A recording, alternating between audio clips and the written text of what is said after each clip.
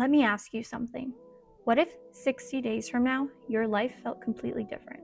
Not perfect, not fixed, but clearer, calmer, more aligned, and closer to the version of you keep dreaming about. Summer is coming, and this is your window to realign, reset, and completely change the direction you're heading in, mentally, physically, emotionally, spiritually. This video is your roadmap, and we're starting right now. So before we talk about routines or goal setting, I want to go deeper for a moment. If you truly want to change your life before summer, it's not just about what you do, but it's about who you believe you are. Who are you showing up as every day? So I want you to try this mini prompt. You can do this right now, pause the video, or save this for later, come back to it before bed, in the morning while you're drinking your coffee, whenever you'd like. The version of me who already has what I want, how does she think? How does she spend her morning? What does she no longer tolerate? This is the mindset shift most people skip, but this is what's actually going to change everything. Now that you're visualizing who you want to be, it's time to create your personal why, because discipline without a reason fades fast. So why do you want to feel better before summer? Is it confidence? Is it energy? Is it to show up better for someone that you love? To finally keep a promise to yourself? Your why is your anchor. And when you feel like giving up, I want you to remind yourself, I'm doing this for future me, and think back to your why. Why do you want this for your future self? So now into the fun part. Let's build a mini 60-day life makeover. We're gonna start by breaking our life down into 4 different categories. So the first category is mind, second category is body, third category is environment, and the fourth category is energy. So for each area, you're going to choose 1 to 2 goals. Don't overcomplicate it. You'll be much more likely to stick to them by setting more intentional, smaller goals that you actually think you'll achieve. Success comes from consistency, not complexity. So I want you to take out your planner, your notes app, whatever you'd like, and we're gonna start with the mind category. Pick 1 to 2 goals that you'd really like to nail home every single day or every week. This could be something like a daily mindset practice. So this could be journaling, maybe reading 10 minutes a day, maybe being in therapy, learning a new skill, just something for your mind. All right, so once you have 1 to 2 goals picked out there that you think are achievable, but also a little challenging, we're gonna move on to body. So these are anything like movement goals, fitness goals. This could be hitting 10,000 steps a day. It could be smaller than that too. If you're currently hitting 3,000 steps a day, don't just automatically jump to 10,000 if it's not actually realistic. Maybe start with 5,000 and then you can change these goals as you go along. They don't have to stay stagnant. It could be strength training 3 times a week, drinking enough water, eating nourishing meals, maybe focusing on your protein and fiber intake. So once you've picked 1 to 2 goals for body, now we're gonna move on to environment. So this has to do with resetting your space. So this could be cleaning out your closet, deep cleaning, having a weekly cleaning routine or a daily cleaning routine, organizing your finances, so having a budgeting routine. This could be meal prepping. That could fit into the body one, but this is also your space and creating an environment that is conducive towards your goals. So once you've picked 1 to 2 goals in that area, now we're gonna move on to energy. So trying to reduce screen time, maybe putting more effort into your relationships, friendships. Maybe it's really evaluating if current relationships in your life are serving you and are healthy. Are you respecting your own time as well as others? If you show up late all the time, maybe trying to be early a little bit more often.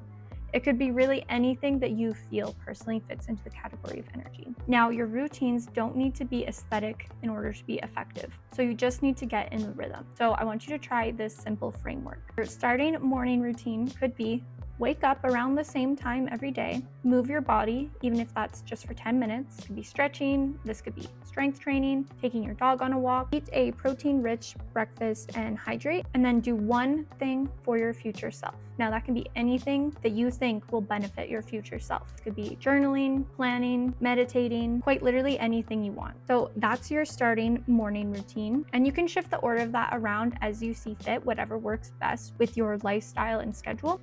Now your starting simple framework for a nighttime routine is a quick 15-minute reset, do a quick cleanup of your space, prep anything you need for the next day, so maybe your lunch, your work bag, a to-do list. The next step in your nighttime routine is going to be reflecting. So I want you to get out a journal or just your notes app or Word doc, anything you want. Just do a brain dump. You can type anything you want, just get stuff out of your brain. It'll help you relax. Or you could do a gratitude list. So anything you're grateful for that day. This is so beneficial, and the studies have shown this. Literally say you're grateful for your morning coffee. A new season of your favorite show is going to come out. It could be literally anything. It does not have to be the deepest thing in the world. About reflecting, either doing a brain dump or practicing gratitude or both. This next one is to try to be off screens 30 minutes before bed. If this seems really difficult, try to get off any social media before bed. For me, this is actually very, very hard. So what I've been trying to do is to stay off of anything like Facebook,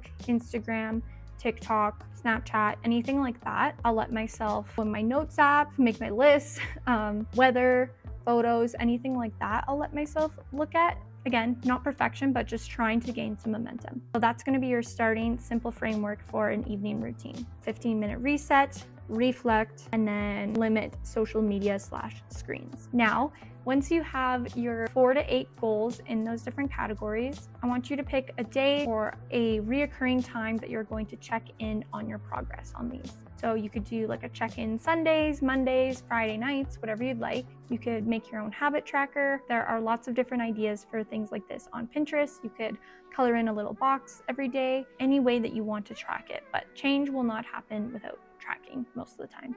You could do this in Notion, a sticky note, whatever you'd like. Next, we want to romanticize the process. So one thing I've learned as someone that is a chronic fixer, problem solver, is that the fastest way to change your life is to actually enjoy your life along the way. So maybe you're in a season where you feel like self-growth is a punishment.